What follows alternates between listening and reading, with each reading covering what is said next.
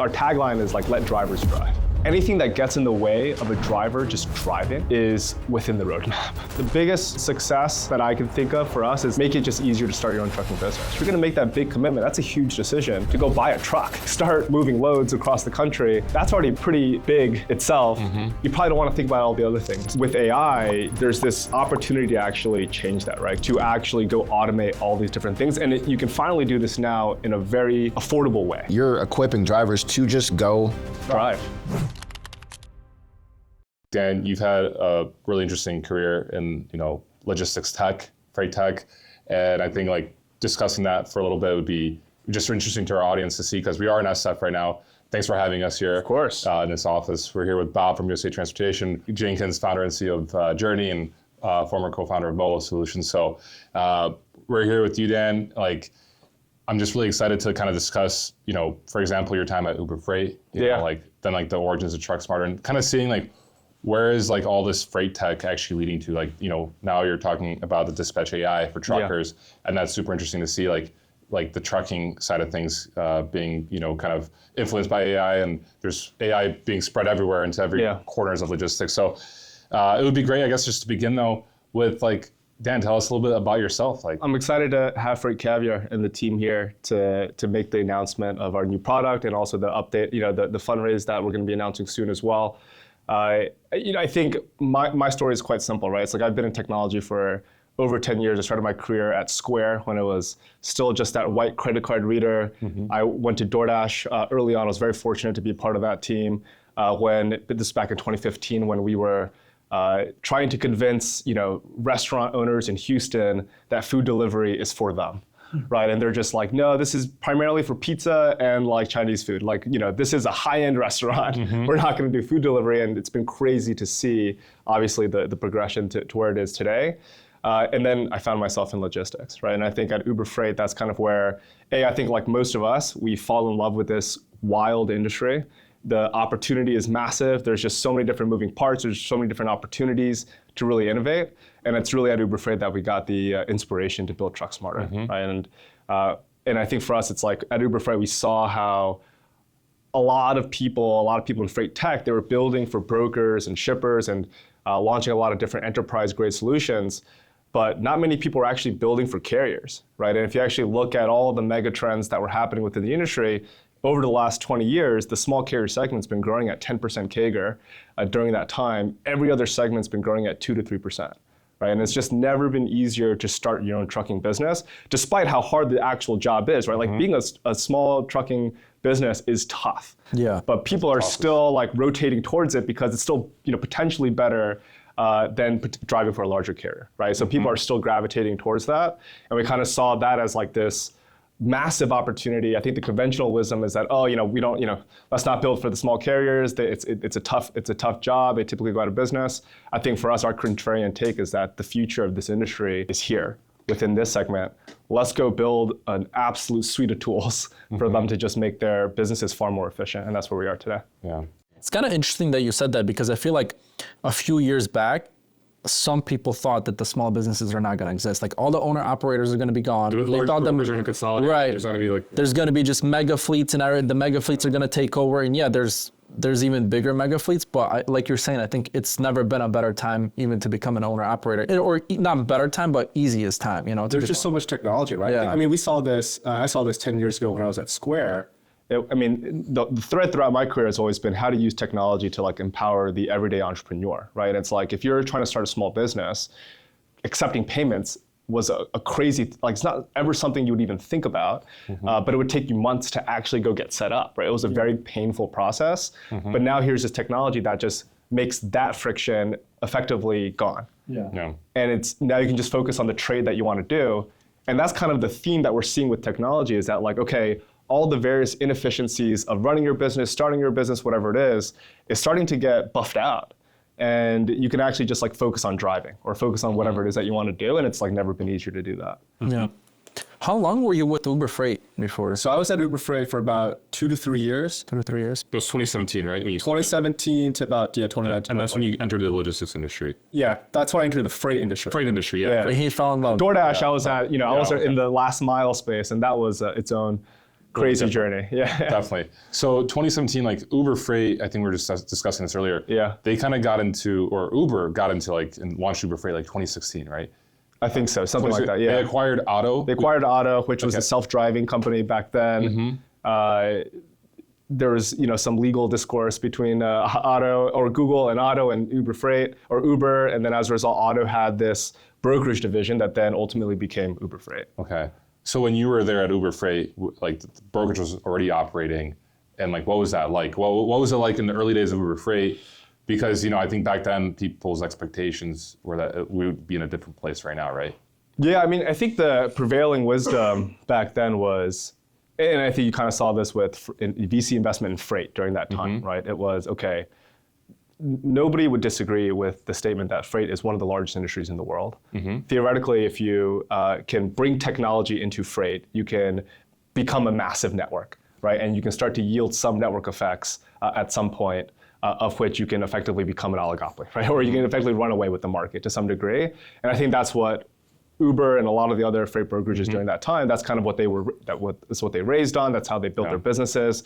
And I think we kind of see that it takes a lot more than just $1 billion to actually go do that, right? Like the margins are already quite tough.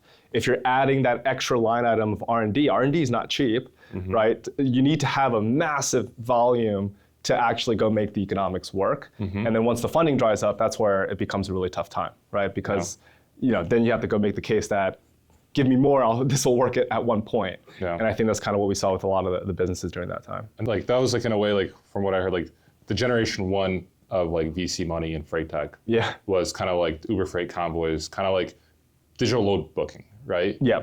And then we're getting into this like Gen 2 now, which is more like AI focused. And I mean, everyone sees AI, it's real, it works, it helps you a lot, it makes things more efficient. It's a little bit more, I guess, like there's confirmation that it actually works, right? Like, whereas like digital load booking was like this seems like it's gonna like be all digital soon, but there was, I guess, it's a little more difficult than the way. Super difficult, right? I think if you look at the brokerage industry, it's quite fragmented. Obviously, there's some consolidation towards the top 40, top 20 of sorts, but it's still a long tail, right? And it's not, you or I could start a brokerage and we could start undercutting the competition and start to get some volume at some point, right? So it's like there's this infinite long tail that drivers are kind of going through. And I think with the V1 of the VC capital into the space was that, okay, well, it's still solving the same problem, which is booking loads is insanely tough for a driver. Like if you think about the driver, they're away from home 200 days out of the year, they're driving, they're literally in the cab. Right. Like for them then to go and like do a load booking the way it was before was already painful. With some digitization, it should be easier. And it is, right? And I think that's what we saw over the last few years is that like, it is easier, right? You can go and download a couple apps, you can kind of spend the work, but it still takes a lot of time. And that's because you're still going through however many different apps to go find that next opportunity. You have to go verify the details. You got to make sure that what you're seeing is actually real. By the time you actually get to the finish line, it might be like an hour in, the load's not even there anymore. Or you find out that the broker can't even work with you anymore. And then it's like, okay, well, I got to go back. Which app do I open up, right? And it just becomes this like tough process for you to constantly have to do. I think what's really interesting now is with AI, there's this opportunity to actually change that, right? Because like software is very one-dimensional. With AI, you're kind of replacing services. You're kind of like doing the work to actually go automate all these different things. And you can finally do this now in a very affordable way, right? Whereas before, it was obviously far more expensive, but thankfully, a lot of these other companies have spent hundreds of billions of dollars to go make this technology so much more accessible that you finally go below that cost threshold of which you can now deploy this everywhere. AI get cheaper or more expensive? Certainly cheaper. Yeah. When we do our planning cycle almost every quarter or so, it's like, what's true today that wasn't true last quarter, or what will be true in a quarter from now that isn't true today? And the one thing that we always go back to, it's like, this thing is just gonna get cheaper and cheaper. It's like, we need to be ahead of the curve here. So I'm curious on this just because I listened to a podcast about AI. I think it was with Greg Eisenberg and like some guy from Berlin who's like in AI. And they're saying that like right now AI is getting subsidized, kind of like Uber was subsidizing rates. And now like it's actually gonna get more expensive. So I'm kind of confused by that because I believe AI is gonna get getting cheaper, but like, Yeah. why do some people say AI is going to get more expensive? Yeah, it's really interesting, right? If you look at a lot of like the history of technology over the last like 50, 60 years, right? Where like you have all these quote unquote bubbles. There's a great book that Stripe Press just released called Boom. And it kind of tracks like all the massive technological innovations over the last 60, 70 years. And it always, it's like this notion that like bubbles create like this wave of investment, this wave of building, because you're effectively betting that the money's going to be there. Investors are betting that the products are going to be there, right? And you kind of create this cycle of capital that just goes out and builds real utility. And over time, that utility brings back profits, right? At some point, such that the economics all make sense. Clearly, this is not worked sometimes, right? Like, but over time, you kind of it pushes the whole world forward because you kind of get some technological innovation out of it. And that's where I believe we are in the AI cycle, where it's like there's obviously this massive fervor pitch to go build things with AI. Investors are going crazy over it, right? So there's obviously capital. It's never been easier to start an AI company now. And so a lot of engineers now are just like, let's go and build. You know, like with every single cycle, there's going to be a massive portion of these companies that probably don't work out. Right. But there's probably going to be a good chunk of these companies that do, right? And they find that business model that works.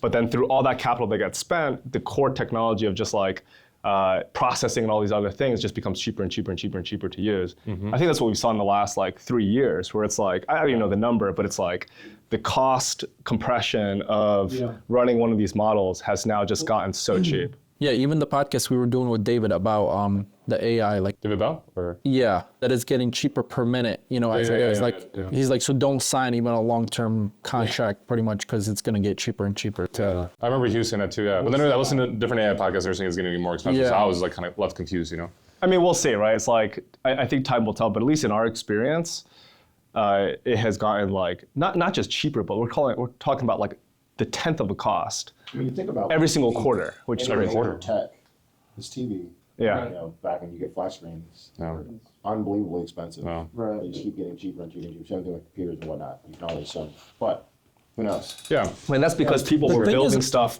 for you to watch on TV, right? So there was enough demand such that the infrastructure layer goes out and invests in flatter TVs, like better hardware. But the thing is, I keep hearing is like, it takes a lot more energy for all this AI stuff. And obviously the AI is getting smarter and smarter. So they're obviously using more energy.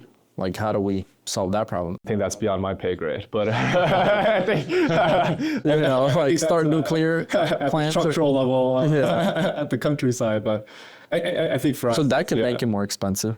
yeah. But I think like, you know, what we see at least nationally, right, and also globally, right? It's like people are investing a ton in energy, right? Like they are spending, and they're spending like the Manhattan Project level of investment into building energy production centers throughout the country. Like, and I think that's where you at least, you know, and they're only doing that because they're seeing people adopt it, right? So there's this like network effect of like capital coming in and usage coming out.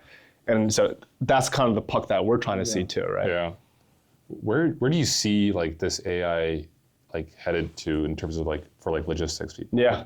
Because like right now this is like just early stages, and I'm sure you have like this wild fantasy maybe that like is probably somewhat realistic and maybe very realistic, and maybe you've probably thought about it deeply. So I'm curious, like where do you think that's actually headed? Like how will this communication between like AI and truckers and even brokers like evolve over the next like 10 years or so? Like yeah, they're already so at capacity that when we think about bringing on like an AI tool, you're effectively adding capacity, right? They can go think about these other things that we were talking about of like, hey, how do I run my business more efficiently? Because now I don't need to spend 2 to 3 hours hunting down a load every day, or like knowing where am I going to get my next my next buck effectively. And I think for us that's where it's like you're able to run your business more efficiently. I think a lot of companies that have started with TruckSmarter or have used a lot of our products, they expand, right? They get bigger, they start to add more trucks to their fleet because they can run their businesses more efficiently. So I think for us, like I always take the optimistic view of like with any technology, it's like, oh, okay, you can now get 10x more of the capacity that you previously had. What can you do with all that time, right? And can you now spend that effort doing things that are far more interesting for your business than before? It's probably going to be the same for brokerages. It's probably going to be the same for all these other sides of the freight industry. That's at least like how we look at it. As long as you're utilizing it, and no, like that's taking advantage of it, right? Like, because if you're not using AI, then you're kind of left behind. Yeah, I mean, I think for us, right, it's like, we've, as part of one of our products in dispatch is like this load verification agent, right, that we go and call on behalf of the driver. It's clearly a robot, right? I mean, it's like people can hear at this point, like what's a robot, what's not a robot. Yeah. And and we'll call brokers. So we're serving thousands, we're making thousands of calls a day, and we're seeing which brokers like don't mind, like some actually like it. Some definitely do not like it, right? It's like some are like, oh no, it's a company policy. We don't talk to AI, right? And I think at some point though, and then some, the other side is like they also use AI themselves. So it's like 5% of our calls, like it's AI to AI, and it's actually a very pleasant conversation. Right, because it's just robots talking to each other, right?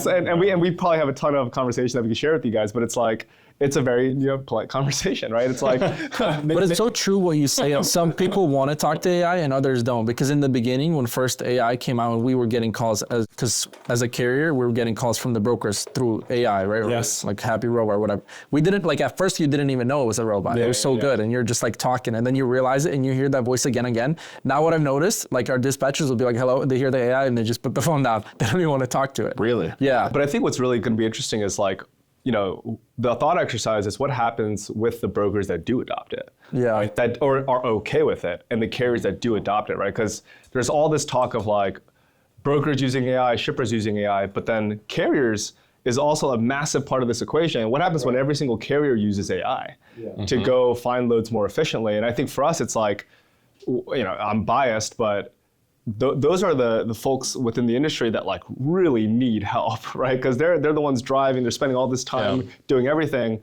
And I think that's what's been such like a surprise for us also internally. It's just how well the adoption has been for us to go to a driver and say like, hey, instead of you calling all these different loads to verify the information, we'll just do it for you. How many drivers are using that feature today? So right now it's still early days, but it's, we're seeing a lot of adoption. Like at least we're making like thousands of these calls every single day. And the reason I ask, like, if you think about a small fleet, call it 5 to 10 trucks, the efficiency unlock is being able to do things that yield more return to the biz, right? Yeah. So more efficient loads or loads that yield a higher return, whatever it might be. It's not calling a bunch of brokers to see if this load is available, right? And so if you could just quantify how much time that is, and then they spend that doing anything else that's going to help them grow their business, they're actually going to be able to compete at scale and not have to have a bunch of other people picking through these loads or doing it on their own. And I think that's kind of like what we were saying earlier, right? It's like the tool itself is pretty basic, right? But it's like, it's kind of like this very average intern that you can hire, but we're going to be charging up to $50 a month, at least for this initial iteration. But when you think about all the hours that it actually replaces for you, it's like cents per hour. And that makes a ton of sense for a driver. They're like, yeah, sure. Like, even if it's like average, like I'd rather don't call it than I call it. Yeah. I mean, you know what I just realized? If AI and AI communicates, it's technically just an API, right?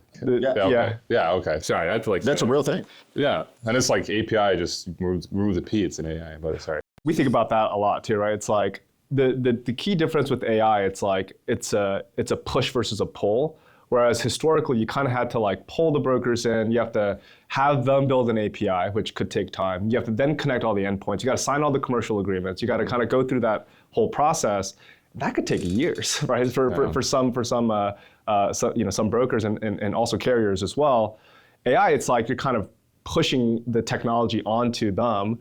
In some ways, it's kind of like this forcing function, which is great for the industry. Like, you don't have to spend a ton of R&D to go invest in technology. We can just sit on top of whatever you have, and it's going to make it easier for everybody, right? And I think what we've seen with this tool, it's like some of the brokers that originally were hesitant or like, hey, we don't want to talk to AI.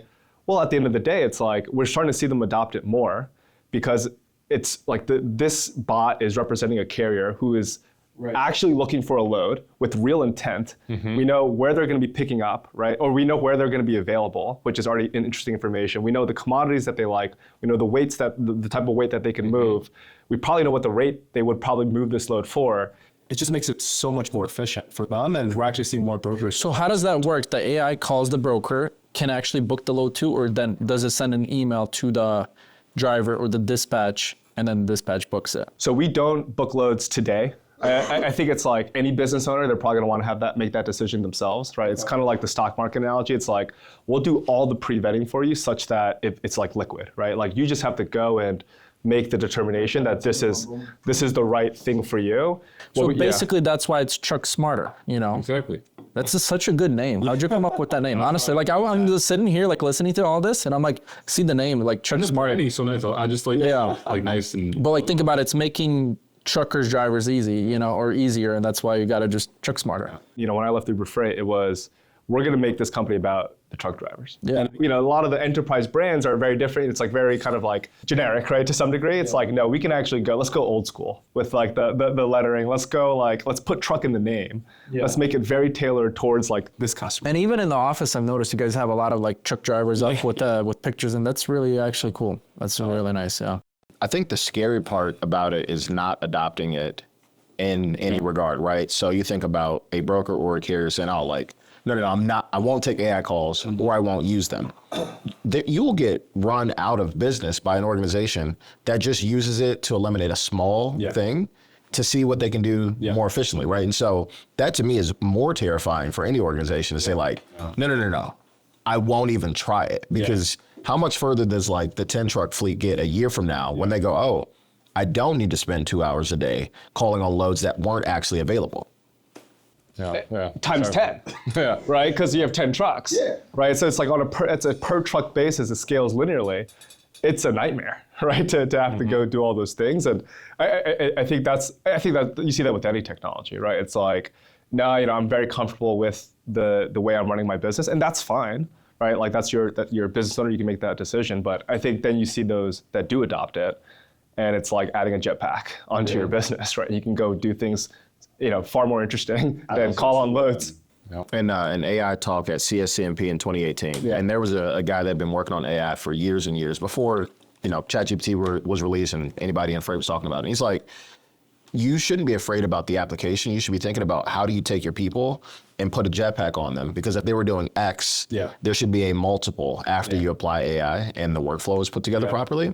And that's the only, it's the only thing I can think about specifically to the small to medium-sized business to say, how do I compete with the biggest of the largest companies with the most resources? I have a finite amount of resources. And I think, you know, even in the broker lens, right? It's like, you know, I was at Uber Freight, we obsessed about cost to serve. Right? That was like the number that we looked at, like, how, you know, we're doing all these efficiency metrics, like how much does a single phone call take? I mean, so you can quantify everything. I'm sure every broker has quantified this in some way. And it's like, what if you could shave that by 10? Like, and all of a sudden, you know, your margins are going to get nicer or whatever it is. Like you can just do so much more with that extra capital to invest in expanding your network. Yeah, right? you like eliminate the noise that's like not necessary, right? Yeah, you just kind of focus on what's actually, like the employee focuses on what's actually necessary. Yeah, if you're adopting AI as well, like on the carrier sales side, to like at least field the inbound, right? Like you can run that 24/7. Like we have some brokers that we call that have adopted AI. We call it nonstop, 24/7 throughout the night to like make sure that the load information is actually accurate. And that's great for the driver, because then anytime they're posting a load. Can you repeat that one more time? Wait, this is interesting right here. Wait, you said your AI talks at night with other brokers' AIs? One of those brokers comes up, right? Sure. The way that our, like, we call it the intelligence side is we determine whether or not to make that call. Well, the vast majority of the people, it's still, you're talking to a human, right? So like we confine it within the hours of the day. But then there's some brokers that it's like, well, it's a bot. Yeah.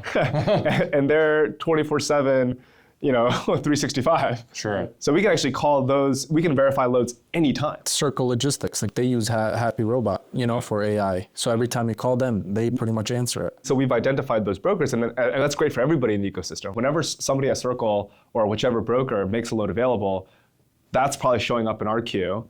We're then sending the details to the driver, and then they can go make that decision as soon as possible. Is this AI only calling through all the loads that are posted on your app, or is it doing other apps too, like through DAT or TruckStop? It's just the TruckSmarter load board. TruckSmarter. There are some brokers though that have made it available just for dispatch customers and not on the load board itself, because the key thing with dispatch is that it's carrier to broker, versus for some of the load board historically, depending on your settings, anybody could theoretically, or any carrier could theoretically see those loads, and some brokers want that, right? They want, I mean, a lot of brokers even post publicly on their website, like, here are the loads that we have, go call type of thing. Yeah. But some brokers are like, hey, okay, if they're already permissioned, let's make it available through dispatch, because it's going to make it more efficient, right? Because the driver is going to be able to just call 100 loads at once. Once there's more adaptation of like AI, essentially, like, or adaptation, so like it's going to be all night long you're going to be communicating, TruckSmarter will be.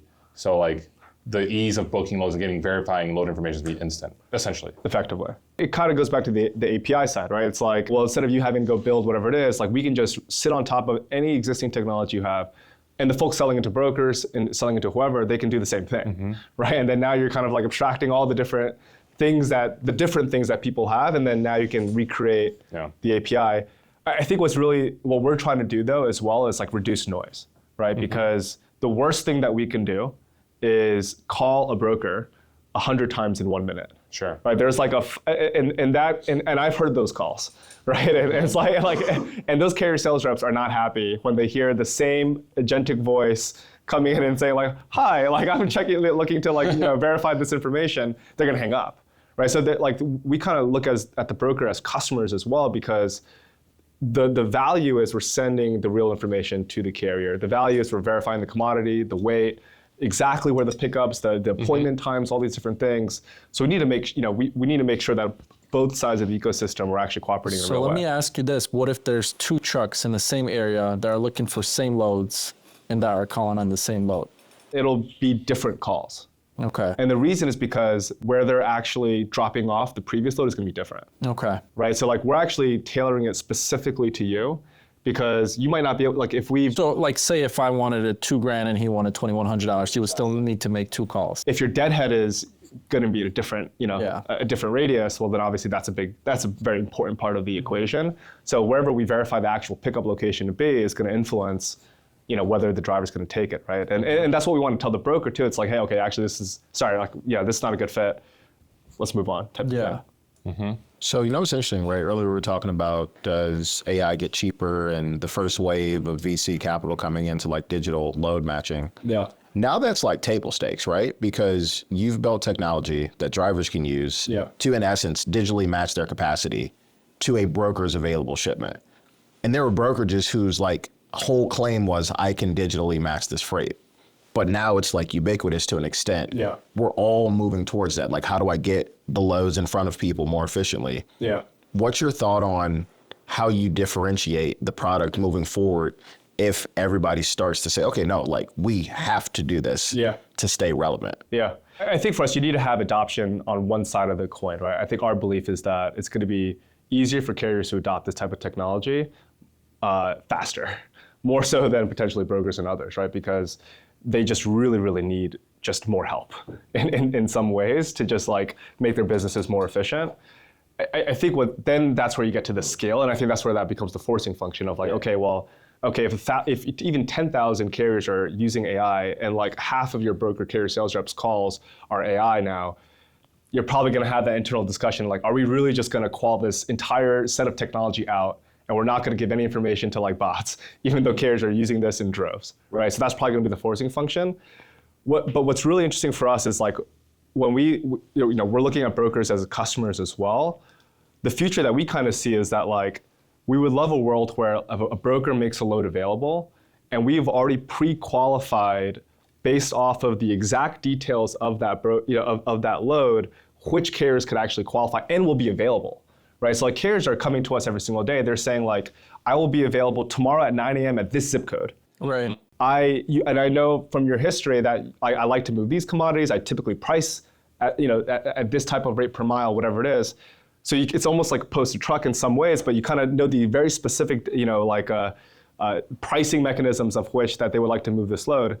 And then let's take that to the broker, right? Like, let's make this industry more efficient. The broker can go make a load available, and then instantly you have 3 or 4 carriers that you can just like reach out to. Mm-hmm. Maybe they even have like what their actual ask price is, right? Like, think about it from the stock market analogy. Like, you can kind of see like the bid ask spread of like, here's how much I'm willing to sell this share for. And you can decide, well, great, I'll sell it to you for this price. And that's how you can make this just like far more efficient for everybody. Totally. But I think it's like, you gotta have scale, right? It's like, everybody's talking about AI because it's obviously the thing to talk about, but then, who's actually using it and really implementing it throughout their entire tech stack. And I think at some point you need to have some forcing function to do that, and you need to have at least one side of the coin to have real scale for you to adopt a lot of those different tools. And I think something that we haven't really discussed at all is like building a marketplace is extremely difficult. Yeah. Because you need to get two parties to communicate on it. And I think what you've done remarkably well over the last few years is actually get out there, like that's requires a lot of marketing, a lot of, conversations, a lot of like talking to drivers, brokers, et cetera, which I think is remarkable. And it'd be kind of cool to hear like your experience kind of like building out a marketplace. A lot of cease and desist products. That's been my career history. If you think about it, so at DoorDash, right, like how do you build That's been my career history. a food delivery marketplace? Well, if the restaurant doesn't want to get their food delivered by your service, what we did back then is that like we would just take the menus that they would post on Yelp, we would put, transcribe that into like the restaurant menu system at DoorDash, and then we would hire a bunch of order placers, which are usually overseas, and they would go and like when a customer places an order, you had an order placer that would then go and make the order and say, hey, I'm making an order for Paul. He wants this, this, and this. When's the pickup time? Wow. Right? And then we'll input like, okay, it's going to be ready in 15 minutes, and then we send a driver. Dang. You know what I love about that is like That's you have to be so scrappy in the beginning to just figure shit out. It became like a massive global industry. And you have to be like ballsy too. Yeah, all of a sudden in 2015, if I were to tell you, hey, Chipotle now delivers. I don't care who's delivering. I'm going to order Chipotle because I love Chipotle. Because the restaurant figures out, right? Like you have a driver coming in with a big red hot bag. Like they're placing it on the counter. They're just like, I'm picking up this like food order, and it's like, clearly not that person. And then the restaurant's like, who the hell are you? Like you have like DoorDash on this like big red like box, and they're just like, then they start calling me or whoever else that's running the market, and then we begin those conversations. Well, I mean, a lot of restaurants, they care about their brand as well. That's the same with anybody, right? So it's like, well, we don't want to be associated with you guys, but then we can go to the restaurant and say like, look, we did $15,000 in sales for this location last month. Yeah. Mm-hmm. If does that warrant a conversation, right? And maybe it doesn't, and that's fine. That's business. That might not be something you want, but that was the growth hack, right? So like when you talk about building marketplaces, you need to find one way to liquidate or to get like density in one side of the marketplace, right? So for Uber, it was raising a ton of money and effectively giving rides for free, right? Where like a ride was like $3, and you're like, this is a great experience, right? Like let's go, and then they would pay drivers an insane amount of money to go drive for Uber, and then all of a sudden now they're like printing $1 billion in free cash flow a year, after a long period of time. But that's the vision. DoorDash in a similar way, it was like we quickly realized that we had to win selection. You had to win the restaurant density, and this was the right risk reward for us to go do that. We had to go.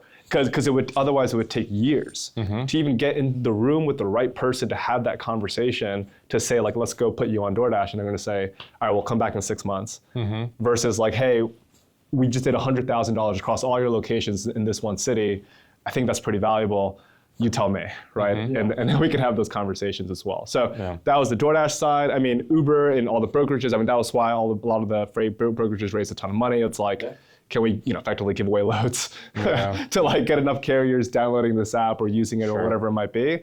I think for us as well, when we first started, we were like, well, how do you build a load board? You need to have some density, right? It's like, and when we first started, it was, okay, we saw the trend of all these brokers digitizing, they're all building apps, carriers who are adopting those tools, but you just really focus on the customer. Nobody wants to be opening up 30, 40 different apps to go try to piece the market together, and then all these extra steps that we just talked about, by the time you find a load, it's going to be unavailable, right? So what we did was effectively aggregate all that information into a single place. I think we ruffled a few feathers as well, and which made sense, but we had a lot of great conversations, right? And a lot of those conversations with some of those brokers are now some of our best partners, because then it makes sense, right? It's like, well, I don't have to go invest a ton of money in R&D to like be a software company on already very thin margins. I can just go be where carriers already are.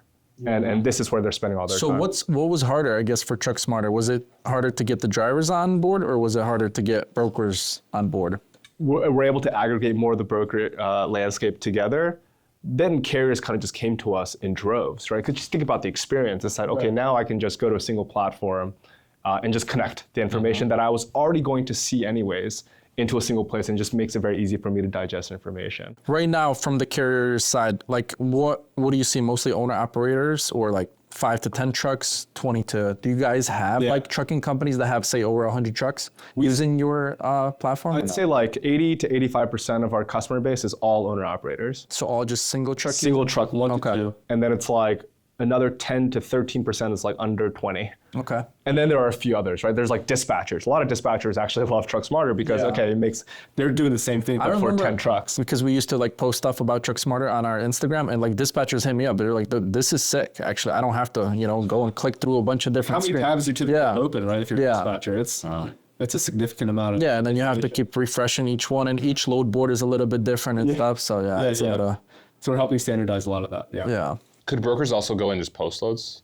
Now, a lot of our brokers, the vast majority, we connect via API or some other method. Okay. They can also post individually as well. I'd say like the top 40, at this point, a lot of folks have matured their tech stack in a meaningful way where it's quite easy to just connect. Sure. Right? And I think that's part of the benefit of this, we talk about like these boom cycles and forcing technology and adopting technology. That's part of it. Now it's like a lot of brokers have already adopted some baseline level of technology that it's very easy to share and transfer this information. So it's quite easy to do so now. So now if I had a brokerage, I could just go on TruckSmarter and post my Yeah, you could either post via CSV, which still a lot of brokers do. You could create a load one by one, which is still something brokers do. Or maybe you're working with like a TMS, right? And we have integrations with TMSs, or you're working with, or you have an API, right? And we can very easily. How do you weed out like the double brokers and scammers, pretty much? So they're coming in, they're going through some like a light verification process to say, hey, this is my MC, these are loads that we're looking at. I think it's going to be very hard for us to like do all of that diligence, right? Because and I think it's like the carriers kind of have to make that decision of, okay, I need to make sure that this load is actually coming from this broker who is representing this actual shipper. I think for a load board, that's going to be very tough to do at scale, right? Because you also don't want to take the risk. Dispatch, actually, we could help do some of those things, right? Where it's like, because we actually have, we haven't even talked about the whole suite of financial services that we've built, but we actually have a very sizable factoring business.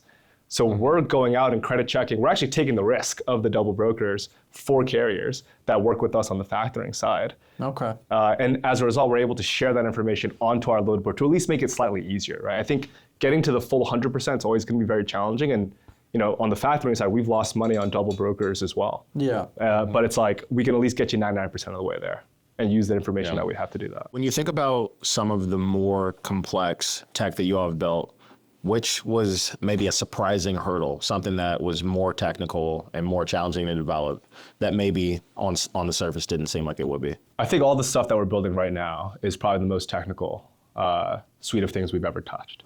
Because with Dispatch, you're effectively building a human brain, right? You're training a model to like do pre-processing, the actual verification once you get the actual loads, post-processing, like what do I actually send to the carrier? Because if I am a carrier and I make a search and I see 400 loads, are we calling on all 400 loads? Right. Does the broker want us to call on all 400 loads? Like we have to find that like sweet spot of like, okay, what are the 30 loads you actually would take if it represents the actual details that you want? We have to then go and like put it in a queue to verify, right? Some brokers, we connect with API, they already have that information available. We don't even have to do a call. But then other brokers, we do have to do a call.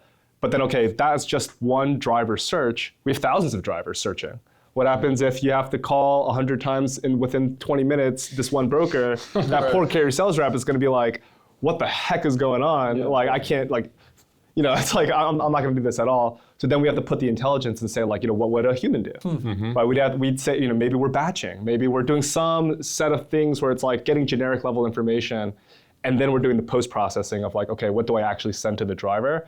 One of the thing that, if folks who've dispatched before, right, it's like, you don't want to send noise to a driver, right? You want every single text to be the load that they're going to move, and that's like the metric that we look at is like the signal to noise ratio. How do we actually send less texts to the drivers over time, such that like every time we send you a text, it's the right load for you to move. Do you track today the success ratio? So we found 30 loads, we sent you these. Yeah. You actually booked X. We're able to see the vast majority of that. If they factor with us, we can see what loads that they book. If they connect their emails, we can kind of track all that as well. Yeah. But we can effectively see all that too. I bet you there's like a strong correlation between what they're asking. Like a better operator that knows their business will ask you better questions about what to go find. Yes. Get less loads, but they'll be more effective. Yeah. And then book more of those, right? And so if you look at that over quarters, you're probably going to have a more successful trucking company because they're filtering through less noise and you're really deliberate versus like, hey, show me these 400 loads. Like, dude. And we also show you, like in the app, we'll show you the loads that we excluded. So like we show the work, right? Like everybody's used ChatGPT, right? Right, and it's like you could click it and see like, okay, here are all the things that ChatGPT did for you. And at some point you stop looking, right? You're like, okay, I believe you. Yeah. Like you're like, I don't need to see all the different sources that you're actually going through. But we do that too for the driver, where we'll show you like, here's all the loads we excluded. Should we not have excluded this, right? And if they go through and say, yeah, actually you should have put that in, that's an input into our model. And then we go and like make that adjustment for the future. So you guys like redesigned the whole app, huh? Because last time I was on it, it was completely different. I like it. Part of the new set of tools that we're launching, it's called Dispatch. And what it does is effectively when you search for a load, right? Like the core problem that we're still trying to solve is how do you help drivers and also brokers book loads faster, right? So if you're a driver today, you're still spending 2 or so hours finding a job. And that's because all the loads are on different places, right? Brokers got their own load boards. You have the aggregators as well. You then have to do a bunch of different steps to like make sure that what you're seeing is actually accurate, right? So there's a whole set of loads out there that it's like, well, it's posted to pick up in Alabama, but actually it's in Georgia, right? It's like, oh, it's one pick, one drop. But when you call, it's like, oh, actually, it's like one pick. I've never posted like that. You've never done that? I've never done. I was notorious for it. Yeah, it's like because you want to get them on the phone, right? And you want to get them. You want to start, negotiating. You want an at-bat, right? But drivers, they're driving, right? So they're going through. They're like, oh my goodness, I got to go like make all these calls and whatnot. And then once you make sure that the load is actually what it say it is, you got to make sure the people are who they say they are. You got to make sure that like the pricing makes sense, because most of the time the pricing is never there. So what Dispatch does, and this is kind of like with this wave of AI, is okay, all of a sudden we can do the work for you, right? Like you create a search, great, you have 100 results. We'll go determine, based off the history of everything you've ever done, we'll go determine which loads to actually go call on your behalf and verify that load information for you. You'll just get a text from us that says, hey, okay, here's the set of verified loads that you can actually go look at now, and they go and do the rest of the work, right? It's kind of like, when like one of the things that we always talk about at the office is like, how do you make this market feel more like the stock market or like a sports gambling site, right? It's like, you're not really debating if you're going to buy one share of Apple, that it's actually Apple, right? You're not debating like, if I'm selling this share, will I ever actually get the money? All you're thinking about is like the price, right? It's like, is this the right price? Are these the right odds for me to go make and put money up and go figure out what the heck happens afterwards? But like for drivers, many times in this industry, it's like they're doing all that pre-work as well. And that's what the intention of our product is. So what's the difference between, I guess, Dispatch AI and then if I just go search loads? So load board is kind of like the original load board, right? It's like business owners. They want to see the information for themselves. They want to go and see like, okay, here are the loads that are actually available. I kind of want to do the pre-processing myself. Right. And I think what a lot of people do, what we started to see, especially with the launch of our new product, is that they use the load board to research. And then when they're ready to go, they use Dispatch to go execute the search. And then we go effectively do a lot of the calls for them. Okay. They're saving a lot of time, and they're making that search super, super specific to what they're looking for, and then we can just go do the work. So is there a fee? Say if a driver wanted to use Dispatch AI, is there a fee that they get? Dispatch is going to be the product that we're charging for. Okay. Today, Dispatch is kind of like a very average but polite intern, right? It's $50 a month. Effectively, you're hiring this intern for like a few cents an hour, given all the work that it's doing for you. But then over time, it's like as we continue to invest more and more capital into this thing, it'll start to do just more than just verify loads for you, right? It's like one of the things that we constantly hear on these phone calls, it's like I call in for a load, the broker says, hey, what's your MC number? They're just like, hey, you're not set up with us. Usually if you're a driver, you have to hang up, right? And or go and like try to do it live and onboard onto the broker or go to their systems, and you're probably going to lose that load. Right, like, because they're gone, right, and the especially right now, the carrier sales rep is like, they're upset too, right, because like they're like, I just wasted a minute talking to this driver.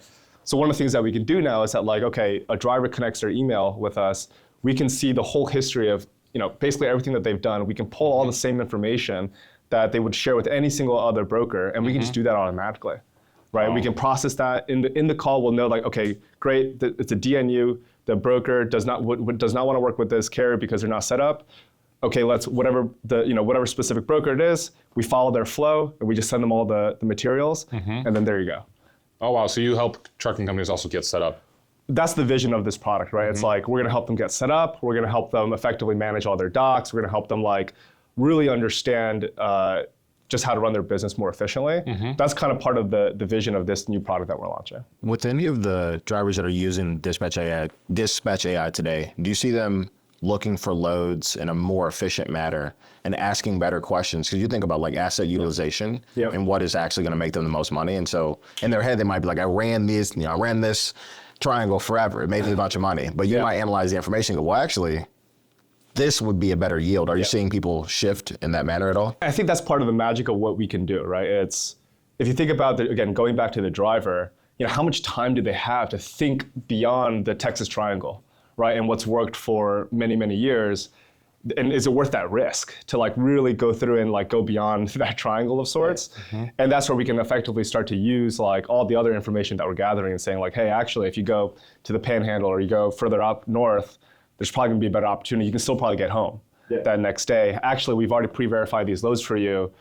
We think, we know what the brokers historically moved this for. We know what you typically like to move loads for, and we'll tee it up for you to go do those things. Like most drivers don't have anything like that to analyze. It's funny we talked about the Texas. It's called the Texas Triangle. Texas Triangle, right? I remember we were doing a podcast with David, and he talked about the Texas Triangle, and I was like shocked about it because I actually never knew about it. I don't think it's a bad thing, right? It's like the best case scenario for a driver is you kind of have a steady route, you get paid a decent wage, you're not spending all that time hunting for loads. Plus, you could prepare your stops better. You know where to sleep, you know where to stop.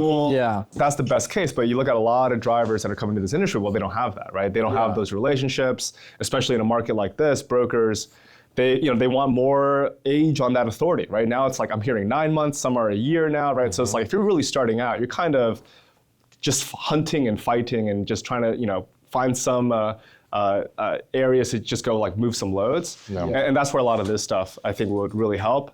I think part of like some of the stuff that we're going to be building as well, it's like, when you for dispatch, it's like when you connect your email with us, we can actually see the full history of all the brokers you've ever worked with, potentially combined with a lot of the other drivers and what they've worked with, such that we can create a mapping of like every like broker, carrier sales rep, region, CRM of sorts, such that you know who to reach out to if you are looking for loads in that area, right? And then we can go prospect on behalf of you as well. When you said that you're building a TruckSmarter like a suite of tools, it kind of reminded me of like Microsoft a little bit. Like Microsoft has the Teams, it has the Word documents, PowerPoint, all that stuff. And like, I'm curious, like, if you could kind of tell us a little bit about that in terms of TruckSmarter, because like there is factoring, there is Dispatch AI, like there's the load boarder and everything. So I'm kind of curious, like, I know you don't want to disclose like what you're planning totally because others to hear, but like can you give us somewhat of a vision of what you're comfortable sharing of it being the suite? You guys have fuel cards too, right? Yeah, right. So like let's start at the beginning. In 2021, we launched a load board, right? The problem that we're solving there is which is free, by the way. Which is free, which is also counterposition to the rest of the industry, right? The rest of the industry, you have to pay for a load board, and we said it should be like you're seeing this information anyways. Let's make load boards free. 2022, we launched factoring, right? So that came with banking, cards, and also obviously the invoice factoring as well. 23, we launched fuel. So you can go and like through the app, you can see a bunch of different truck stops for you to actually purchase fuel and get a better discount on it. 24, we were a bit ambitious. We launched credit in probably the worst credit cycle in the industry. And if actually the business is gross profit positive, but it's specifically for our factoring customers, right? And anybody who's done factoring, you'll know that it's much easier to underwrite a factoring customer because you have rights to the future receivables, right? So we launched a whole suite of credit products for those customers. And then 25 now it's, we're building dispatch, right? Which is like effectively AI tools to go run your business more efficiently. I think when you look at our roadmap, what we say a lot internally is like, anything that gets in the way of a driver just driving is within the roadmap over time, right? Like our tagline is like, let drivers drive. Like, what are all the things that a driver just like doesn't want to do? Can we abstract that away in some sense? It's kind of like Square, right? It's like, you just want to, like, you spend all this time to go build a business. Do you really want to be thinking about payments, payroll, You ever read the book, admin? The E-Myth before? No, what is that? It's essentially that as the premise, right? Yeah. You are very skilled at X. Yes. But to build a business, you have to do Y. So accounting, payroll, back office, janitorial stuff. Like, I want to bake. I'm good at like baking, right? I'm a great baker. Yeah, like that's what I do well. And you start there, you're like, I hate this. And so it's not successful, but you're equipping drivers to just go. Drive. Yeah. Just drive, right? Like the biggest success that I can think of for us is that we make it just easier to start your own trucking business, right? It's like Shopify with e-commerce. It's never been easier to start your own online store. Square and a lot of those tools as well. You can just start a business and you don't have to think about a lot of these other things. For trucking as well, like, hey, if you're gonna make that big commitment, that's a huge decision to go buy a truck and like start moving loads across the country. That's already pretty big itself. You probably don't want to think about all the other things as well. I'm just wondering if that's undercutting the whole market though, because then you have a lot of people, now this is just my opinion because I run a trucking company, you have a lot of people that are starting up, don't know what they're doing, and then they're booking these loads, that are not greatest loads out there, and then they're kind of underbidding the whole market, and then that's where you have all the crashes. So, but then they go out of business, right? And it's like, it's still a capitalist market, right? It's like, that's what I think like Uber, Freight, and some of these other ones are kind of doing, and changing a lot of the stuff. Is we were actually talking about this, I think yesterday, where like, Uber pays now in 3 days or something like that, where owner operators can pretty much book loads through Uber Freight, and they know they're going to get paid 100% instead of like booking with a sketchy broker. So they'll take a load a little bit cheaper through Uber Freight than to book with a broker that, then take that risk. So, and I think over time, right, it's like you can provide the businesses with the tools, but at the end of the day, you still have to run it, right? And we're not the ones running it. It's like over a period of time, maybe we help make you slightly more successful. We increase your odds of success like a few percentage points. But you still have to run your business, right? And at some point, if you're not running your business well, you're going to go out of business. You're going to go out of business, right? If you're taking loads at $1 per mile, you're probably going to run out of money very fast in this market, right? You can't bet on this market's been flat and down for the last 3-4 years, right? It's I think a lot of the folks who kind of jumped in, like now all that's left are people that can run their business the right way. Is effectively what's left. One of the craziest things to me, as we spent time at San Francisco talking to just insanely capable people building crazy tech, is that you still need to operate. Yeah. So everyone's going to adopt tech. You still need to be able to run your business. And every cycle, like you implement new tech, okay, man, cell phones, email, internet, you still need to run your business, right? So it's just, I think it's like an age-old. Nowadays, you're going to need it to like not be left behind, right? Yeah. Like imagine running a business without a phone now. Good luck, brother. Or without a computer. Yeah. It's like. Yeah, soon it's going to be like, imagine doing it without AI. Exactly. It's the same. It's exactly the same. It's like a business owner's job is to decide where to invest money, right? Like what's my cost structure? What's the balance sheet? And it's like AI could maybe tell you like, oh, here's how some people do this, but like, okay, well then where's your edge? Right? Like, are you going to actually build the business that you want to build just following the ChatGPT? Like maybe, but maybe not, right? Like chances are probably not, because like some other enterprising person is going to go and like run it a different way. Right? You still need to figure out where to invest your capital. And like for us, like on the driver's side, you're still going to have to like move the load and like take the load for a certain amount, right? Like, and that's your decision, right? On what, and we can tell you like all the information. But ultimately, it's your decision. I'm curious if you could, Dan, discuss a little bit about like more about SF and freight tech. Yeah. Because there is this like, I don't know, like V2 or second generation of like VC capital like coming in, and you kind of saw it from the beginning, right? Yeah. Like the early stages of VC. Uber Freight, Yeah. Like what's going on in like that part of the world? Like, what are investors looking at? Like, I mean, I know it's obviously like AI right now, but like, I'm curious if you could just kind of break it down for us. Like, the thing that's been true throughout every single cycle is just how large and exciting this industry is, right? And I think that's why you see these V1s, V2s, V3s, whatever it is, like V1, the digital freight brokerage, V2, like all the adjacent freight tech companies, V3, you have all the AI companies that are coming up. I think that's still what's extremely attractive about this industry is the opportunity size, and that's what VCs care about. So I think it's like, you know, you kind of have to see just how things play out over time. Like, do you have the right business model to actually weather all the various storms that are going to happen? I think a lot of investors that went into V1 and V2, they're a lot smarter now, right? It's like there's a lot of scar tissue, at least in Silicon Valley, right? I think the folks that have been investing in freight, they know that freight is cyclical. So they know, like, okay, this is like how I, you know, best navigate it. And it's like maybe during that time everything was overpriced, right? Which it probably was to a certain degree. Now and now we're kind of seeing this resurgence of new technology. But I think there's enough scar tissue now, at least within freight and within like the tech investors, that they're really looking for like, hey, what's actually durable, right? Like we've actually been through this dance twice. Like we've seen exactly like how this industry's played out. We know it's a big opportunity, but what are you doing that's actually going to stick around through the next cycle? Because, you know, everybody knows AI. It's like we all talk about. It's like, yeah, it's probably a bubble, right? It's like there's enough exuberance going into this thing. It's probably going to pop, and then it's like, hey, do you have the right balance sheet? Do you have the right business model? Do you have the right gross margins to actually survive? And I think it's easy to get that seed capital, maybe the Series A capital. Getting the Series B, Series C, that's where it gets really hard, right? Because then you're looking at the entire business, like top to bottom, and seeing like what's actually going to be durable over time. Like how's the retention of the actual customers? I think that's the big question with AI right now. Is like everybody wants to try everything, so it looks good in like a very condensed 3-month period, because like your everything is going up and to the right. But then who's staying around, you know, in 90 days? Who's staying around in 180 days? And I think that's what a lot of investors are looking at right now. It's interesting that you mentioned durability, right? Because we were chatting a little bit before about just spending a bunch of money. Yeah. And man, if it goes to zero, it goes to zero, right? Yeah. But I don't know if we see as many organizations do that as readily, because the economics of running the business are being more audited to say like, this isn't sustainable. Yeah. And we tried that playbook a couple of times, and that boat may be gone. You actually have to run a business that, it'll be here in a couple of years because you're making money. Yeah. I think the V1, V2 companies are doing that, right? They're like, okay, we've been through a cycle. Yeah.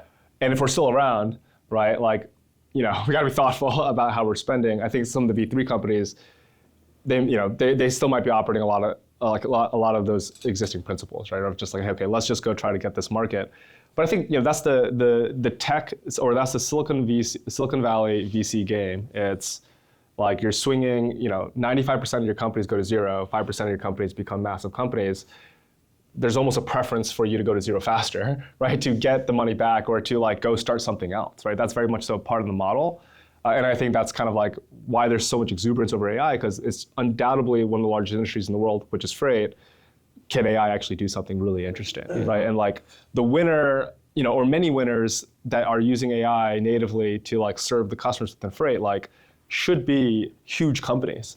Huge. Like should be huge, right? If every carrier is adopting AI and using our tools, like we should be a huge company, right? And I think that's VCs are probably thinking about as well. But there's just going to be many at-bats across many different companies that are trying to do that, right? And then it's execution, right? You got to run your business. I'm curious about like these VCs right here, like in Silicon Valley, and how they're like looking at the industry, especially that's like, you know, V1, V2, and like say like AI right now is V3. Is there more excitement now than ever before, or has the excitement kind of dimmed? Because I think in like the beginning, it was probably like everyone was like super excited, right? Yeah. With any new technology, you have to reevaluate. And I think that's what we did at the start of this year. Like we were deep into financial services. We're like, let's keep building more and more like bank-like things, right? Because like it's a really durable like revenue that we're seeing from this customer.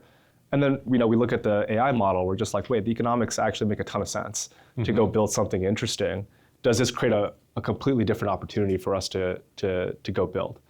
And I think that's what VCs are looking at as well, right? They're like, okay, maybe I should shed all that existing scar tissue and like let's go see, like, maybe let's go dream again. VCs, you know, they're capitalists, they're opportunistic, right? Maybe because nobody else is willing to fund, the price is going to be lower, right? My upside is going to be higher. I think now a lot of that, there's a lot more exuberance now. But I think that's where you have to reevaluate. Yeah. It's like, okay, if all your priors have changed and you have new technology that can do things, you know, you should reconsider everything and act as such. And like, VC capital, VC in general, like just kind of dried up in February 2022 for a while, right? Yeah. And now there's like this resurgence of it. And I see it every time, like you go on, Freight Caviar, Freight Waves, it's like, oh, this company raised X amount.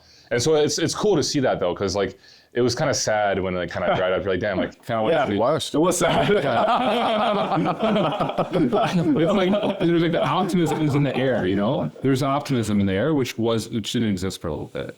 Freight tech, I feel like it's definitely back. I think tech investing is back, right? Like the public markets are opening up slightly as well. Yeah. But I think the different thing, at least the companies that are maturing to become public companies, is that like they are running ruthlessly efficient businesses, right? They are printing money. Mm-hmm. The companies that do really well when they hit the public markets they're trading at maybe like 15x. Like Figma, I think it's like gonna potentially trade at 15x. What is? Figma. Figma, okay. They're about to go public? They're about to go public. I think they're like 15%, 20% free cash flow margin, like ridiculously efficient businesses. Very different than the companies that are going public 2020, right? Very different from the companies going public 2021. Yeah. So I think it's like, at some point you need to reconcile, like there's a lot of exuberance right now, like 100x multiples or whatever it is for companies because you're going after such a big market. At some point you have to like navigate your way to that, right? To like a very like attractive top to bottom business. And I think that's why like early stage is easier, but then once you get to the later stages, that's where it becomes really hard. And right now you just raised another round. Yeah. Get in on that right now? So, we're very lucky to have raised. We raised about $16 million from Socium Ventures, and all of our existing Silicon Valley investors like Founders Fund, Thrive, they all supported us as well. We're really excited about Socium. The sole LP is Cox Enterprises. So I don't know if you guys are familiar with that company, but it's one of the largest conglomerates in America. They do about I think 2.6 billion in EBIT a year. They own a ton of automotive companies, right? And I think Cox Automotive. Yeah. So that's all part of the same umbrella. So like their network into the industry is actually massive. And I think that's what really got us excited about this investor. I think a lot of the Silicon Valley investors, they're great for recruiting, but if you're like, hey, I want an intro to like this truck stop in America, unlikely, right? It's like unlikely that they know that person. But having somebody that's more Main Street and kind of like have a lot of those connections is fantastic for us, right? And that can just like really accelerate the distribution of our products. It's exciting. We got to keep it going, right? It's like, so we made it to V3, and I think that's like, I think what's really cool about our business now is that there's just so much history of products that we've built. We still have hundreds of thousands of carriers coming onto the platform every day. The neat thing is that we just found a really good way to acquire small carriers, which is really tough in this industry. Our CAC is like in the dollars, like the single digit dollars to acquire these customers. And as you continue to, like the Microsoft analogy, build more products, build more services, keep them, make them feel like they should stay around for everything else, that's where you can really get a ton of value and ideally provide value for them. So I guess cheap to acquire them. Well, at least for us, because we have like we have so much surface area that if you're searching for load board, we're probably going to show up, right? If you search like free load board in your app store right now, we're probably number one. If you search for fuel discounts, we probably show up. If you search for fat, we probably show up. So you just constantly see more and more of our name, and as a result, like the aggregate cost to acquire is just so much cheaper. Plus, I feel like, I mean, not to bash or anything, but like other load boards, they're charging more. Like I also think the name just works to your advantage. Like totally, like people like look at it and like if you're a truck driver, like TruckSmarter, like. Hell yeah, I want to be a smarter truck driver. Right? Like it works. No, it does. Because then you look at other companies dumber. And you like don't even know what they do sometimes. It's like that meme we posted, blue pill and red pill. Free load board or pay $300 per load board. Yeah, and they're getting more expensive, right? A lot of those load boards as well, and they're good in their own way, but. I think what we see is just volume. A lot of people will just download the free one first. And I think our whole business model is give away the load board because we think it should be free. Here are all these other services that we feel like we're very competitively priced on as well. You should try those out too, right? And that's how we're generating additional revenue from all that. Tell us about your upbringing. Like what made you so like interested in like tech? Like my parents are the ones that took the risk, right? Like the very classic immigrant story. They went from Taiwan. The classic suitcase and a few bucks. Let's go like make a massive bet on America, right? Because the situation in Taiwan is complex, right? So let's go make this bet in this country. And they studied IT. So both of them studied IT. They were waiting tables. They were kind of just doing anything to just like survive effectively. But that's the career that they decided to go into. And that's when we ended up in New Jersey. Born and raised in New Jersey, like Yeah. life's good, but like what are your hobbies? What are you interested in? Like what were you doing back then? I think what was, I think it's like I was very fortunate to just have like a very, I guess normal, like nothing too crazy, nothing too bad, right? It was like a very middle class type of upbringing. I think what really kind of took hold in me that kind of like pushed me onto this journey was that I saw a lot of times where like my parents wanted to start businesses, but they couldn't take the risk, right? They're on green card or they're on a visa, so it's like hard to like leave your employer to go take that risk. But then the second thing is that there was just like no resources, right? Or it's like very hard to find those resources. This was like pre-internet, right? For or at least mass production of internet. So it's like really hard to know what to do to run your business. And I think that was like the common thread. I think funnily enough, I went to, for undergrad, I went to a business school and I first studied finance. I went super deep into finance. I almost did banking because the notion was like, I just want to make money, right? Because like I grew up where like for a field trip, my parents would give me $20 cash to go like buy lunch and dinner. And I realized that wasn't enough to buy lunch and dinner. I wanted to go make as much money as possible so that I would never have to worry about that again. But then I just came back to technology, right? And this was like 2013, 2014. I was like, wow, there's just so much innovation that's happening. And like, that's how I fell in love with Square, which is the whole notion was like, how do you give people the opportunity to just start businesses without thinking about all these other things? And that's kind of what started everything else. So when did you come out here to SF? 2014. 2014, okay. Yeah, so it's been over 10 years at this point. What's your take on SF? I've actually went through lots of ups and downs. I think during COVID, it was an especially down period in SF, but I stuck with it because we were building TruckSmarter. And what was kind of funny was that like everything was locked down and there was a ton of restrictions in place, but we still started the business in person. And we weren't probably supposed to do that, but we like built our own pod effectively. We all kind of stayed within like that office space and that's how we started TruckSmarter. But I think to me, it's like, you look at the course of technology, the vast majority of it's starting in San Francisco. Like that is just like unavoidable. I think a lot of folks left SF during that time, during the 22, 23, 24 time period. Every single one of them that I know of is coming back in some way, right? Like you look at rental prices in SF, it is going through the roof because people are just trying to find places to live. They're coming here for extended periods of time. This is very much so, for better for worse, this is very much so where technology is happening. Yeah. So I think, we're very blessed to be here and to build a company here to do that. I mean, the engineering talent here is crazy. We've been here for a couple of days and the who's who of every major startup has a presence here. And I mean, you throw a rock anywhere, right? It's like, all the companies are here. You go to any there was like a Freight Caviar last week. I wasn't able to attend, but it was like, there's like 16 freight tech companies. The founders are there, right? And we're all just like, they're all hanging out. And I think there's just like this sense of optimism now, especially within all industries, that like anything is possible. And I think that's what makes this city, this region so special, is that like the default is anything is possible. So you just got to figure it out. You got to figure out how to raise the money to do it. You got to figure out who to hire to do it. But like anything is possible. I grew up in New Jersey. I went to school in New York. New York is very finance heavy, right? It was more just like, how do you make as much money as possible? Like that was very much so, like, and what are all the things that I could create to make as much money as possible? But I think that's what's so different about the culture here, which is what I think creates this whole ecosystem. Yeah. I mean, it's unique to like the world, like this place. Yeah. Yeah, it's like it's crazy to like you could talk to any other business owner outside of SF. It's just like, for better or for worse, it's like, we're comfortable running, not me, but just in general, it's like we're comfortable running at negative gross margins for the next 3 years, right? To potentially do X, right? And it's like, I think if you're taking VC capital, you got to be comfortable going to zero, like just like not, it's just making a massive, massive swing because that's how you're gonna and create a huge outcome. But like that's very much so the ethos. So San Francisco is pretty much just big in tech. What else is big in like? I'd say that's the knock of San Francisco, right? It's like you go to a bar, and if you like, it is exhausting. Like if you don't want to talk about technology, like there's nothing else to talk about. Everybody's like, "What are you building?"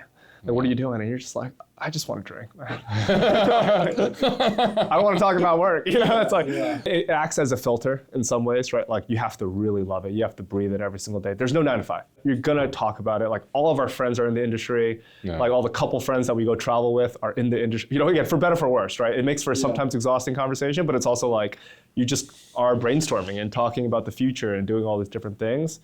But I do miss that part of like New York and Chicago, right? Because we have an office in Chicago where it's like, you just get like diversity of people and talent, and like you can talk about art. Not that I know anything about art, but it's like sometimes it's nice to hear somebody else talk about something that I have no idea, that I don't have an opinion on, right? And I'm just like sitting there and listening and learning, and it's harder to get that here. That's for sure. Yeah. There's not many freight brokerages out here. It's freight tech heavy. Like I mean, it's difficult to even operate a freight brokerage out of here. If you're running 15-20% gross margins, like Cost prohibitive. you kind of saw that with the, you know, we said the V1 of the freight industry. It's like, if your gross margin is 15-20%, you're adding a bunch of R&D costs, you're hiring San Francisco talent. That's not cheap by any means. You, at some point, you got to figure out how the math works. Sure. Right. And I think that's the big difference. Okay, so Uber Freight, like they have their office in Chicago. They still have a presence here in SF, right? What's hilarious is that was Uber Freight's office. Wow. We're literally right next to Uber Freight. No way. But yeah. So whenever I actually talk with the old Uber Freight guys that are still there, I'm just like I'm literally looking at your office, your old office. But we had like a lot of our eng talent and leadership in SF, and then we had the classic 1,000-person freight brokerage in Chicago. So like, was Uber Freight like the beginning of V1? I'd say Uber Freight Convoy. I think Convoy probably started it. Convoy started it? Okay. I forget the timing of it, but it was definitely like, how do you build the Uber for freight? Like that was very much the talking point in 2015, 2016, right? It was like, okay, like Uber did it for taxis. Yeah. Here's this crazy industry. Like what is going, and we think about it, it's like, it's not like incredible like technology that is required to go flatten a lot of this market together. Maybe there's some opportunity. And I think that's where like the Convoys and a lot of the other companies kind of came out to go pursue that vision. I'm wondering, Dan, if you like kind of give us a breakdown of like the people that you know from Uber Freight and what they're doing now. Because we were talking with Will right before this, and I mentioned Uber Freight, and he's like, I know a lot of those people because a lot of them came from Coyote. There's a lot of great companies. I mean, they went from Coyote Logistics. Uber Freight started hiring a lot of people from Coyote because the Coyote was kind of like gold standard. It was, exactly. It's just freight brokerage. And so a lot of people came from Uber Freight. Yeah. Legend. And now a lot of people have left Uber Freight, or just maybe they began Uber Freight and now they're doing cool things like you are, you know, like. There's definitely a diaspora of like talent. And I think a lot of I mean, there's like Fleetworks, which we know of, Loop, Matt McKinney's company. There's also people that didn't start anything in freight. Like one of my closest friends started a camera company, like Opal cameras. I don't know if you guys ever used them, but it's like, it's like a webcam. Now they're doing a lot of AI hardware as well. I think the talent that Uber Freight attracted kind of just led itself to that, which is like, hey, we have a ton of capital. We get funded by Uber, which has billions of dollars on the balance sheet. We have tens of thousands, I don't know, probably thousands of engineers at Uber that are, and hundreds of them were coming to Uber Freight. And here's this 800 at that time, $1 billion industry, right? It's like, okay, let's go figure it out. And I think you attracted a lot of like entrepreneurial people to go like try to figure it out. And for better or for worse, like, now there's a lot of other companies that came out of that some are still trying to do the same thing. I think a lot of the best companies do that, right? Like the type of person that you need to take a risk on building something really big is probably going to run the gambit in that and go, I want to go do my own thing. And it's the best because they're going to give you so much during that time and like, go thrive. Like I want to go see you succeed. It's that's cool. When I joined DoorDash, that's what I told the CEO, Tony, who's still the CEO. I was just like, my goal is to start a company at the end of this, but I'll give you 3 of the hardest years of my life. Like I'm going to work my ass off. And the original team that I joined was the launch team, which is effectively you go travel to a city that you've probably never been to, and you have to launch DoorDash in 4 weeks. Oh, wow. And you have to figure out how to hire carriers. So I was in Starbucks with hot bags, with a line of carriers coming in. I was like, giving them orientation, giving them a hot bag. You have to go hit the restaurant street. So like, if you're selling restaurants, you got 10 a.m. to 11 a.m. and they got 1 p.m. to 3 p.m. I'm in Houston, it's August, and I'm just like sweating. I'm wearing a button down. I'm sweating, right? It is just a miserable place, but you got 4 weeks to launch. And so like everyone from the original launch team, we all start, like 15 of us all started companies at the end of it because like we were also, it was nuts back then. It was like we had no money, So we would get an office space and we would live in the office space. So we would we would go to Target, we'd buy an air mattress. There's like a certain brand of air mattress that we all knew is durable enough to last like a few, 30, 45 days. We get the sheets for it. We put it in. This is incredible. Sign up for the local gym. That's where we would shower. It's a pretty nuts experience for sure. This is 2014, right? It's 2015. 2015. Yeah. DoorDash. But that's how you get the DNA. So anybody who chooses to do that is absolutely cracked. That person is crazy. Every single one of the guys at DoorDash at the time, they all left to start companies afterwards, because it's like, what else can you do after doing that? I kind of want to try that for a little bit. I feel like SF is like the place, probably one of the few places where you actually could experience that, especially with the tech company. I mean, one of the themes that keeps coming up in these conversations is grit and determination. Most organizations hit an inflection point where you just have to roll your sleeves up and figure it out, or the business will die. Yeah. And if you don't have the people that are willing to do that, it's a wrap. Yeah. And you could have as much talent, as much capital as you want, but it's going to get dark. Yeah. And you're going to have people that say, I have to go to Houston in August. It's hot as shit. And do all this stuff. And I don't want to do that. Yeah. But look at where you are now. Yeah. And those are probably really good points of perspective to go it's always been about the people, right? So DoorDash back then, this is all public now, there's been multiple years where they thought they were going to run out of money. I've been at the company where we had literally less than a month left of runway. And this was and you can kind of see it. People were kind of a little bit worried, but then the people just stuck it out, right? You believe in the leaders, they figured it out, you keep going, and now it is what it is. But it's it was like a coin flip away from going to zero. Wow. And then you had COVID, which obviously accelerated a lot of it. But the fundamentals were just there. And I think that's how it became, So did you succeed in launching in 45 days or whatever you needed to? Yeah, so I launched Houston for a bit. A lot of us traveled throughout the different country, throughout the U.S. The funny thing is, when I first interviewed for the job, the pitch was, you're going to travel the world, London, Australia. I'm like, yeah. it's like this is great. Let's go. What are we waiting for? Yeah. First city, Oakland. Second city, Houston. A bunch of my colleagues were in Cincinnati. They're Indianapolis. It's we never left the country. and then so at Houston, I ended up staying as the interim GM because we just couldn't hire an operational leader for in that region because everybody was in oil and gas. Mm-hmm. And here's this food delivery company. Yeah. What? I'm not gonna work for a food delivery company. So I actually stayed in Houston for about 7 or 8 months running that business. That's why I stayed through all the worst of the summer. But then I ended up in Canada. Okay. So I launched Canada and I stayed in Canada for about 2-3 years. You saw some of the world. Yeah. I went north. Yeah, which is a beautiful place. Canada has there's a soft place in my heart for Canada. But sure. I was there for a couple of years, which is really fun. I feel like DoorDash is probably used by a lot of truckers, isn't it? Or, I know this is kind of random, but probably just because if you have a semi truck and you're parked up at a truck stop, you can't really move the truck because you have the trailer and stuff, but you want something specific. DoorDash, Uber Eats, all that. I was just watching a Mr. Beast video a couple days ago, and he just I think partnered with DoorDash, but he did it in such a genius way where it's you can't even tell you can tell it's an advertisement, but he doesn't blatantly say they're just ordering DoorDash for a guy that's living in a private jet. Yeah, the guy just does it himself, and it just it's just cool to hear your story because you're there and Who has the biggest share, I guess, of that food delivery? It's DoorDash. Is it DoorDash? Yeah. There's a lot of stories from that time, but when I launched Canada, it was 4 weeks before Uber did their global launch of Uber Eats in Toronto. And my budget was $5,000 a week, nothing. Uber was coming with a cannon.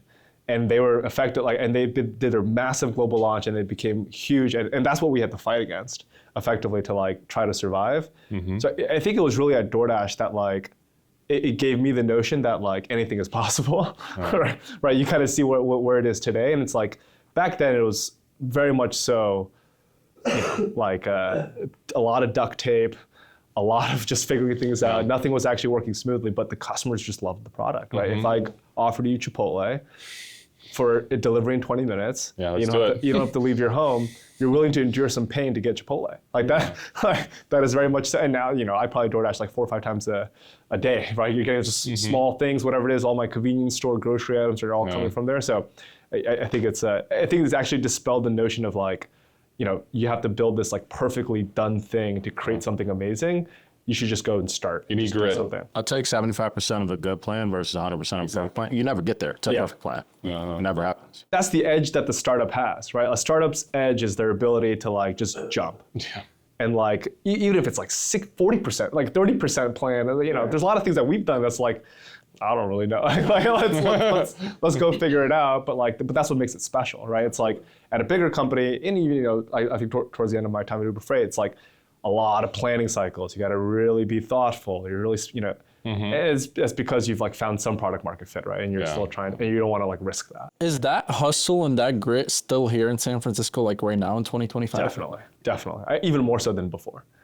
Like, and I think it's because of AI. You have this technology that can actually replace and or augment a whole tranche of the workforce that was never possible to do before, right? And it's like you look at our engineers, they are coding more than they've ever coded before probably in their life because they have tools that effectively just like 10x their productivity. I'm thinking in South, because I live in Charlotte, North Carolina. People are just lazy, I feel like. You know, people will hot in summertime too. Check in at 9 o'clock and they're out by 4 or 5 p.m. They don't want to. That's again the pros and the cons, right? The cons is that everybody will talk nonstop about tech. Right. And like all the stuff that they're building. The pro is you're gonna like you can't escape it. Like, if you want to be in that mindset, you have a whole community of people that are just gonna constantly talk about technology with you and like brainstorm things. Right. And they're willing to basically go above and beyond to get it beyond 5 p.m. What is 5 p.m., right? It's like you are just like every dinner you're going to, every bar you're going to. So how do you balance that though? Like with life and work and balance like that? Is that happening here or not? You have to pick, right? And it's like, at least in this time of my life, you're picking work. You make your life your work and your work your life. I get so much energy just doing what we're doing, serving the customers that we're serving and talking to folks like yourself, right? Like just going through the history of all the stuff that we're doing. It's like, that's exciting, right? And I think that's what you kind of feel, that excitement. And you guys have seen probably gonna talk to a lot of companies too, where you're gonna see a lot of that excitement. Have you ever had moments where you're like, I'm done. Let's burn this to the ground. Because I have moments like that in trucking, you know? I think anybody who's been in freight in the last 4 years have had those moments, right? Like, you definitely had those moments where all of a sudden money's not easy. Yeah. It's the funding environment's dry. The market does not look good, right? You'll tell your investors, you'll tell everybody that like, hey, it's gonna come back up in 6 months, right? Like, how many times have we heard that at every single earnings call? Right. It's like, you know, we think the freight market's going to rebound in Q3, right? Like, or whatever it is. But in turn, you're like, you know, it's going to be tough, right? So I think to me, that's where you have to like really just love what you're doing. Otherwise, and that's what I tell a lot of like new founders, because you know we spend a lot, you know, a lot of existing employees or previous employees at TruckSmarter have all left to start companies. Because we've been around for 4.5 years, so the first cohort of engineers that we've hired, a lot of them hit their 4-year mark, and now they're starting companies. And what I would tell them is that, like, look, don't start a company just because you want to start a company. You are going to get chewed out. They're going to spit you out. Yeah. You have to like really be passionate or like just love what you're doing. Was that transition to TruckSmarter like right after Uber Freight? Yeah. And like, tell us about the whole like founding story, and first of all, like the origin, like the idea behind it. Yeah. And then like, how did you get the idea? Like, because like, you know, you're saying like, don't just start a business just because you want to. Like, yeah. You know, so I actually ran the shipper platform at Uber Freight. So this was like building technology primarily for the smaller to medium-sized shippers. And what we constantly were talking about was like, okay, how do you make it more efficient for them? And as a result, we were just talking to a lot of drivers, effectively. And then the more time I spent with drivers, the more time I just realized the whole opportunity set of what you could possibly do and how under-teched and underutilized like a lot of those customers were. Yeah. And that's when I would just talk to a driver and I would just say like, what do you want? Right, like you got all these brokers. They'll tell you a lot. You're waiting, you know, you're on a 45-minute call at the end. If you ask that question, you're like, shoot, man. But the constant theme is like, it's like, you know, depending on the market, it's just a pain to go find loads and manage my business and all these other things. But it kept coming back to like finding loads. And then they're like, it's great that, you know, Uber, you guys have a load board, but then, you know, all these other, you know, back then there's only maybe 10 or so brokers that had load boards. Nobody else had it, right? And I think that's where we got the genesis of like, let's actually go build for these guys. Like it feels like the need is so much prevalent for this customer. It also seems like all the trends are there for this customer. Let's go and build. And I think that's how it started. Okay. And that was what year? 2020? That was 2021. 2021.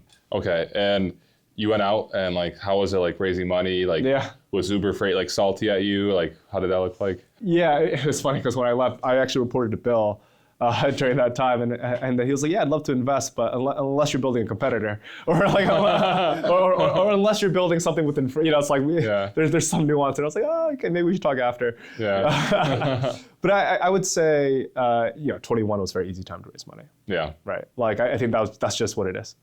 So I think for us, like during that time, there was a lot of exuberance around freight, so it was quite easy for us to raise money. We had a great team. The talent was there. We had a lot of, we've done a lot of other interesting things before as well. And that's how we got started. So did you raise money right away, or you put in your money first and then? We were able to raise money right away. Oh, okay. Yeah. So you just had the idea and like. We had the idea. I mean, back then it's like you had a PowerPoint and you could raise money. Yeah. Especially coming from Uber Freight. Like, you have the credentials and everything. Like. Or at least you've seen enough, right? Or that somebody's willing, fortunately willing to take a bet on you. Right. But yeah, back then it was like you could. Yeah. Oh, well, PowerPoint did raise money. I mean, actually, who knows now? It feels like we're back to that time. We should try. We should just create a map and just walk around and see. Let's open a company that can transport loads from one point to the second point. You got to add AI. Make it tech. Yeah. You got to put AI in every other line. Yeah. So with TruckSmarter, I kind of have a question. Is your goal right now, like, I mean, would you guys want more brokers to come on and post their, like, because there's a lot of small brokers right out there and they don't have their own load boards, or they don't have the power to build their own load boards. Like you have these bigger brokers that they have their own load boards. Would you want the smaller brokers to come on? And if they do come on, is there a fee for the brokers to come on? There's no fee for brokers or carriers for the load boards. To post loads. Okay. So we actually want every broker on TruckSmarter. And I think kind of what we saw, after we got started is that, a lot of the brokers that were slightly upset with in the beginning actually came to the realization that like, hey, it doesn't actually make sense for me to invest all this money in R&D to build the 40th app that the truck driver opens up. Right. When I can just go and be on the first or second app that a truck driver is opening up. It already has a UI that it already has a decent UI, consumer grade type of features, and like a standardized set of information that like they can easily digest. And I think that's what we saw is that like a lot of brokers just said, we're not going to build apps. We're not going to do this, right? And I think you guys made that decision as well, and let's just go connect to whoever is spending the R&D money to go do that. I mean, Coyote had a really good app. I used to love booking through Coyote Go, and then it's like, but now it kind of fell off. Arrive has a really good one. Yeah. I love Arrives. Arrives is really nice. Then I think it's like you're gonna have, maybe the top 40, top 20 that like their cost structure makes sense such that you can invest on the R&D side. And there's a lot of benefits to having your own app. Like what we do for a lot of the brokers that do have apps is that we send the driver to their app. Because they want the drive, they're doing a lot of experimentation. There's a lot of things after the load gets booked as well that's super relevant for the carrier and the broker. So like we'll send you to their app. Like we don't, our job is to make it very easy at the first layer to just see information, and then you go and make the relationship that you want. This has been incredible. Learned a lot, man. It's great spending time with you guys, man. Thanks for coming again. It's a good time in San Francisco. Definitely different than what I usually do in Charlotte, North Carolina. So. Congrats on the raise, man. Appreciate it. Especially in this environment, it was a fun one. It's a battle. Yeah, I think now you're seeing a lot of the companies who survived the V2 and the V1. You're obviously just stronger, right? Like you are a lot more conscious about the full P&L all the way down to the last line item, and now you can, now we have the capital to get very aggressive. This is when the best businesses are built. There's a saying, I think it's Warren Buffett, that when the tide goes out, you see who was skinny dipping naked. Yeah. Like if you can survive this, there are a lot of very positive things for the next few years, especially with a nice little war chest. Yeah, I mean, much of the game is survival, right? It's like, I would tell the team, it's like, I actually don't mind it. I don't like a recession, but like you kind of push out the unsustainable business models, and then you get now like a handful of companies that are really left, and then the market's still there. Right. Like we're still moving things, right? Freight is one of the most durable industries in the world, and now there's much fewer companies to go try to win that slice of the pie. So. Awesome.